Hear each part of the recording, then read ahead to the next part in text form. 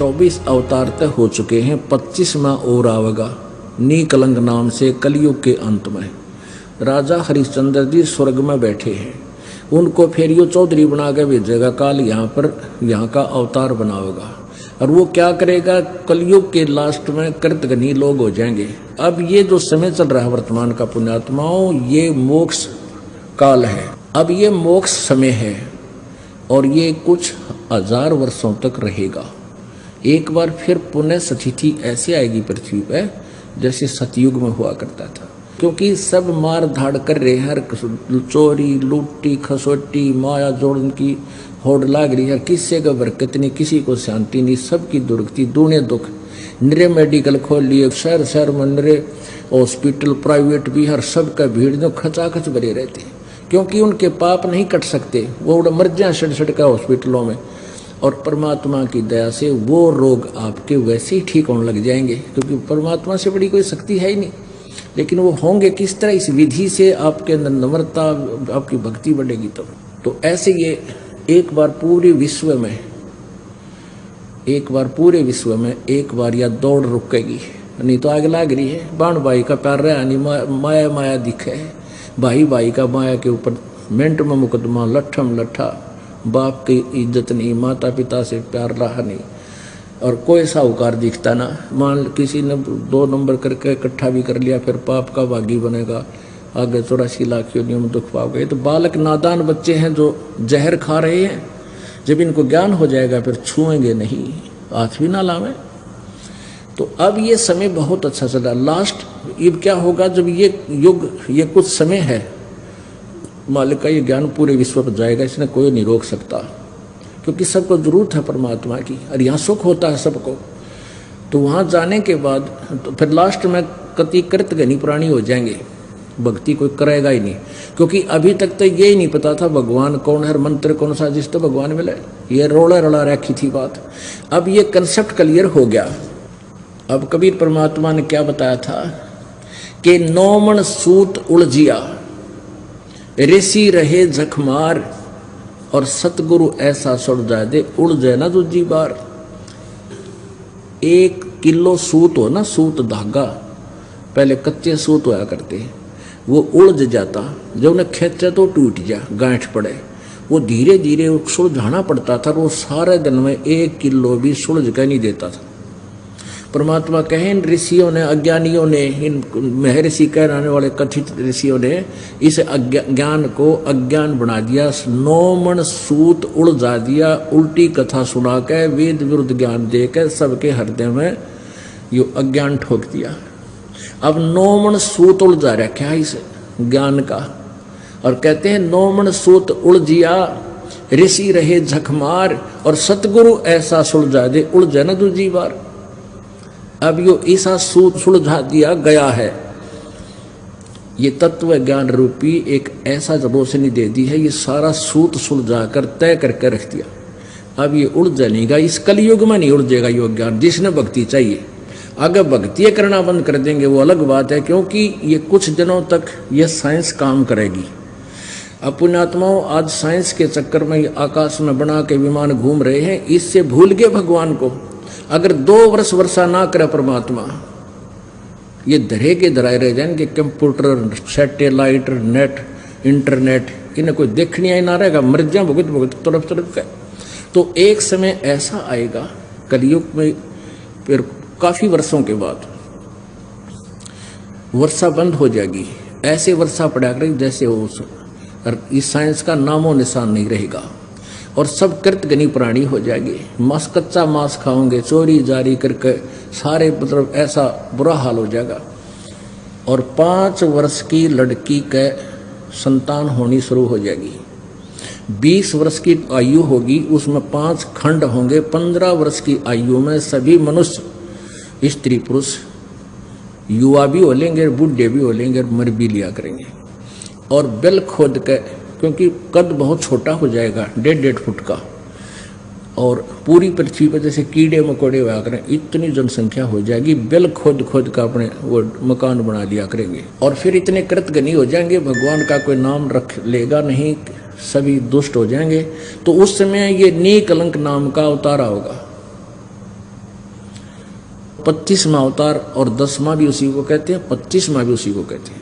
उसकी बहुत लंबी खड़ग होगी, तलवार होगी, वो अच्छी मजबूत शरीर का होगा और फिर इनको ऐसे काटेगा जैसे अड़ंगा काटा कर किसान खेत मत है, इन सभी को मारेगा। उस समय किसी के हृदय में जरा सा भी कोई परमात्मा की जगह बची हुई होगी। वो कौन होंगे? वो आप में से होंगे, क्योंकि जो ई पार होगे, पूरा विश्वास करके भक्ति सत करके मर्यादा में रहे तो पार हो जाएंगे, और कुछ रह गए काल के हाथ लग जाएंगे, उनका फिर मनुष्य जन्म होता रहेगा इस पुण्य के कारण। और भक्ति आगे करेंगे नहीं, वो पुण्य ही उनके कई जन्मों तक चलते रहेंगे। फिर थोड़ी बहुत चाह उनके भगवान की फिर भी रही रहेगी, उसमें फिर वो बचेंगे। और जमीन जो है 3 हाथ समझो 4.5 फुट नीचे तक, इसमें ऊपर से लेकर 4.5 फुट तक उपजाऊ अंश नहीं रहेगा। आप देख रहे हो एक फसल को तैयार करने के लिए दे खाद पे खाद, यूरिया और फलाना और कितने कट्टे इसमें जहर ठोकर लाए गए, अंत में यह कति निष्क्रिय हो जाएगी, या योग्य नहीं रहेगी काश्त करने की, उपजाऊ नहीं रहेगी। तो फिर क्या होगा कि फिर बहुत जबरदस्त वर्षा होगी, पूरी पृथ्वी पर जल ही जल कई फुट खड़ा हो जाएगा, और कई वर्षों में जाकर के वो धीरे धीरे सूखेगा, और नीचे जो जहर चला गया पृथ्वी में वो ऊपर आएगा, ऊपर आकर के वो ऊपरली सतह पर पृथ्वी को नीचे से फिर घास जमेगा, ऊपरली सतह पर वो विष खत्म हो जाएगा, और नीचे से उपजाऊ अंश काफ़ी वर्षों तक जब उसमें खड़ा रहने से फिर घास फूस पैदा होगा पृथ्वी पर, पेड़ पौधे हो जाएंगे हरिये पे, और वातावरण दूषित होने के कारण आपका कद घट जाएगा, इस जीव का कद, हाइट कम होती चली जाएगी। तो प्रदूषण को फिर ये वृक्ष ठीक करेंगे, पूरी पृथ्वी पर वन ही वन हो जाएंगे, और सारे जो प्रदूषण को वन ऑक्सीजन को छोड़ेंगे, कार्बन डाइऑक्साइड ग्रहण करेंगे, इस प्रकार ये पूरे वातावरण को फिर परिवर्तित कर देंगे। और फिर क्या होगा कि माता पिता तो छोटे छोटे होया करेंगे, और बेटा बेटी उनसे दुगनी उम्र के, दुगनी हाइट के होने लग जाएंगे कुछ ही दिनों में, और फिर सतयुग प्रारंभ हो जाएगा। और जो अच्छी आत्माएं फिर सतयुग में जन्म लेंगी, लेकिन वो होंगी वही जो अब विचलित रह जाएंगी, और ईप पार होगी, उनका फिर जन्म नहीं होगा। वहाँ आपकी ऐसे ही मनुष्य जीवन होगा, आपका ऐसा ही परिवार होगा। जैसे आप यहाँ जन्मे तो आपको धीरे धीरे आपका पूरा एक संसार बस गया, ऐसे ही वहाँ आपका एक परिवार होगा। जो अच्छी आत्माएं आपके बच्चे हैं, अगर वो भक्ति करके तो जो के तो ये बच्चे आपके साथ वहीं आ लेंगे, और नहीं वहाँ पर आपको बहुत अच्छी व्यवस्था होगी, और वहाँ से भी आपको अलग से परिवार आपका उसी तरह होगा, और मृत्यु नहीं, बुढ़ापा नहीं, और किसी चीज़ का अभाव नहीं। तो यहाँ जो प्रसंग चल रहा था 88 में 2500 में पूछे, ये तो अस्थिर है नहीं, कबे मुकाम कबे कूच। 88,000 ऋषियों में, और ब्रह्मा विष्णु महेश माया और धर्मराया, इन 5 को में, और फिर ये तो अस्थिर है नहीं, और कदे मुकाम कदे कूच, यानी इनकी भी सबकी जन्म मृत्यु होती है, ये स्थिर नहीं है, ये अविनाशी नहीं है। 10वां तो अवतारे है हिमालय का नीर, बहुतक गोते खाएंगे सतगुरु कहे कबीर।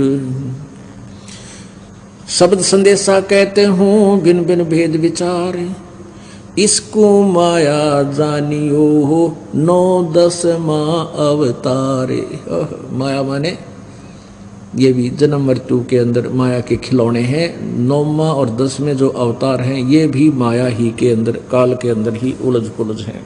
कृष्ण कन्हैया राम हैं ये बलि 52 अवतार, अरणा कुश नरसिंह है सब माया विस्तार। वो तो अचल अनूप है नूरी दे शरीर, वो परमात्मा और है जिसका नूरी शरीर है, तेजो में शरीर है, तेज पुंज का शरीर है। अब हमारा शरीर है 5 तत्वों के पुंज का, पुंज माने समूह, 5 तत्वों का पुंज है, और वो केवल एक नूरी तेज पुंज का शरीर है परमात्मा का, निराकार शरीर है मालिक, निराकार है परमात्मा, निराकार नहीं नर आकार, मनुष्य जैसा साकार है। धरता को करता कहें बड़ा अंदेशा मोहे, पारस पद भेंटा नहीं जिसको कहिए लोए। लोक अलोक द्वीप सब पूर्ण पद प्रकाश, धौल धरनी सब जावेंगे थिर रहसी आकाश। घट में शोक से लक्षलाइए सूतक बड़ा अंधेरे, ये दम गिनती के दिए भाई फेर सको तो फेरे। अहे निचोड़ कर दिया सारे ज्ञान का। क्या बताते हैं कि घट में सूतक बढ़िया, सबके अंदर जो ना शोक सिलसिला, ये सूतक बढ़िया अंधेरे। अब सूतक पातक बोलते हैं, सूतक कहें किसी का खुशी होगी बालक हो गया, और पातक कहें मृत्यु हो जा। कहते हैं दुख और गम ये तो यहाँ आपका सदा बने रहेंगे थोड़े बहुत, और ये दम गिनती के दिए भाई फेर सके तो फेर, ये गिन के मनुष्य जीवन दे रखा आपको, आपके श्वासों की गिनती करके आपका जीवन निर्धारित किया हुआ। और एक मनुष्य के श्वास की कितनी कीमत है। होय होय कहता हूं कई जात हूं, कहूं बजा कर ढोल, और श्वास जो बिना नाम के जात है, यो तीन लोक का मोल, कबीर जी कहते हैं। अब क्या बताते हैं कि घट में शोक सिलसिला और सूतक बड़ा अंधेर, ये दम गिनती कीजिए तो फेर से कहते फेर। अब कोई कहता जी मैंने नाम ना जपया 2 दिन, क्यों नहीं जपया भाई? अब टेंशन सी होगी थी। अच्छा भाई टेंशन में नाम में छोड़ा तेना, रोटी खानी छोड़ी ना, पानी पीना छोड़ा ना भाई, और है टाइम लगा जब सिनेमा भी देखा तने, है तेरा गजब भैया। और छोटी मोटी, क्योंकि आप बहुत ज़्यादा पाप से ग्रस्त हैं। धीरे धीरे जैसे कपड़ा घना मैला हो गया, एक बार साबुन लाया तो थोड़ा सा कुछ दिखेगा, कहाँ साफ होने लग गया, फिर 2 बार 3 बार 4 बार साबुन सुबुन लाने से फिर उज्जवल होगा। तो ऐसे ही आप जी भक्ति कर रहे हो, धीरे धीरे धीरे धीरे आपके युगों युगों के ढेर हैं पाप कर्मों के, और ये साबुन और जल अभी प्राप्त हुआ ही शुरू है आप लगाने इसमें, अब देखना निर्मल हो जाओगे। तो इस दौरान, अब जैसे इस दौरान जो जीवन है आपका, इसमें थोड़ी बहुत ठूठा बनी रहा करे, और भक्ति नहीं छोड़नी चाहिए। भक्ति करें पार पड़ेगी, नहीं तो फिर भक्ति छूट गई और ये तो और ज़्यादा बढ़ जाएंगे चूँचाते हैं। एक समय एक दरोगा जी घोड़ी पर चढ़ा जा था, कहीं आ रहा था SHO, और गर्मियों के का समय मौसम था, उस घोड़ी को भी प्यास लग आई और खुद को भी बहुत जोर की प्यास लग रही। एक किसान रहट के द्वारा पानी निकाल रहा था, सिंचाई कर रहा था अपने खेत में। पहले रहट होते थे, पुली सी लगाई जाती थी, ऊपर पुली के ऊपर चैन के ऊपर बाल्टियां वेल्ड करके नीचे से भरकर आती थी, वह पुली घुमाई जाती थी बैलों के द्वारा, जैसे कोल्लू घुमाया करें। तो पहले इसे जुगाड़ होया करते, एक लंबा सा लठ लेकर उसकी पाइट बनाया करते, कोल्लू में डालकर वो सारा जुगाड़ को, तो वो पुली चर्रक करे जो वो चल है, कुछ कोल्लू चर्र चू वो ऐसे चलता था। नीचे तो पानी भरका आता तो लोड में वो पुली में चू चर ये होती रहती थी। अब दरोगा जी ने देखा कि सामने पानी निकल रहा है, वहाँ पानी मैं भी पीऊँगा और अपनी घोड़ी को भी पियाऊँगा। और घोड़ी पर चढ़ा और उसके निकट आया तो घोड़ी उस रेट्स के चलने से वो चू जो हो रही थी, ची चू तो चल रही थी, उसने बिदक गई और बिदक कर दूर बाज गई। दरोगा जी गुस्से में कहने लगे, रहो रहट वाले, इस चूचू को बंद कर, मेरी घोड़ी डरती है। उसने रहट रोक दिया, बैल रोक दिए, तो चू खत्म होगी, तो गिल्ला पानी खत्म हो गया, क्योंकि चूते चल रहा था वो पानी तो। और वो आगे खेतों में सूखे खेत थे, साथ पी रहे थे जल, तो घोड़ी निकट लेकर आया तो जल नहीं पाया। दरोगा जी कहने लगा, वो जल निकाल। उसने फिर बैल आंक दिया, फिर चू हुई तो घोड़ी फिर 1 किला दूर जा खड़ी हुई। ऊपर दरोगा जी उसने कहा, अरे चू को रोक। उसने फिर बैल रोक दिए और फिर निकट आया, कहने लगा पानी निकालो। पानी निकालने के लिए फिर चू वो अब घोड़ी फिर बाज गई। अब वो किसान बोला दरोगा जी इस चू चू में पी गए तो पी गए ना, दोनों मरोगे तुम। तो भैया संसारिक जो टेंशन पेंशन थोड़ी बहुत चू चू हो जाएगी, लेकिन इस राम नाम ने पिए जाइयो ना तो बिरन मिट्टी हो जाएगी। बोलो सत